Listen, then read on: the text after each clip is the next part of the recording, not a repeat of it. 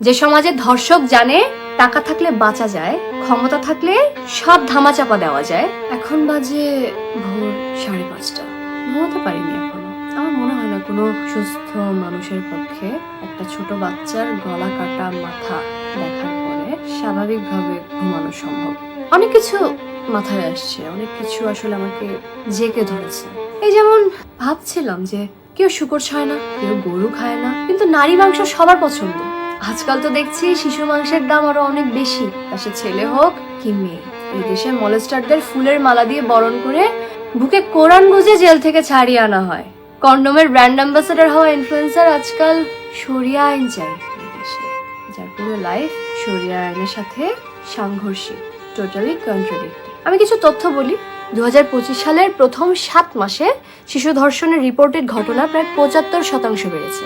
306 জন মেয়ে শিশু ধর্ষণের শিকার, 129 জন অ্যাটেম্পটেড রেপের শিকার, 30 জন ছেলে শিশু ধর্ষণের শিকার। 251টি ঘটনার মামলা হলেও 55টি ঘটনার মামলা হয়নি। এর মানে 55টি শিশু শুরুতেই বিচার ব্যবস্থার বাইরে। গত মাসগুলোর কয়েকটি ঘটনা বলি। চট্টগ্রামের সীতাকুণ্ডে ইকো পার্কের গভীর অরণ্য থেকে 7 বছর বয়সী ইরাকে গলা কাটা অবস্থায় লোকালয়ে এসে বাঁচার আকুতি করতে দেখেছি আমরা। ঘাতক তারই প্রতিবেশী।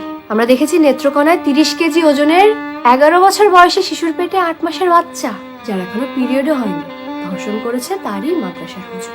কেউ কেউ বলছে না। পল্লবীতে 8 বছরের শিশু রামিসাকে ধর্ষণ শেষে গলা কেটে হত্যা করে তারই প্রতিবেশী। সিলেটে জৈন্তাপুরে 11 বছর বয়সী মেয়েকে ধর্ষণ করেছে তার নিজের জন্মদাতা বাবা। এই খবরটা পড়ার আগে আমি জানি না এই খবরটা আমি কেন পড়লাম। বনশ্রী মাদ্রাসায় 10 বছরের ছেলে শিশু আব্দুল্লাহর মরদেহকে পায়ুপথে অস্বাভাবিক চিহ্ন নিয়ে বাথরুমে ঝুলে থাকতে হয়েছে। 10 বছরের বাচ্চা আত্মহত্যার কি বোঝে?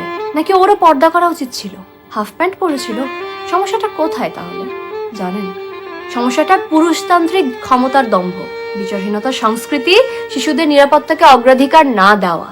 যে সমাজে ধর্ষক জানে টাকা থাকলে বাঁচা যায়, ক্ষমতা থাকলে সব ধামাচাপা দেওয়া যায়, পরিচয় থাকলে জামিনও পাওয়া যায়, সেই সমাজে আইন বইতে থাকে আর ন্যায় বিচার পড়ে থাকে মর্গে, মরে যায়।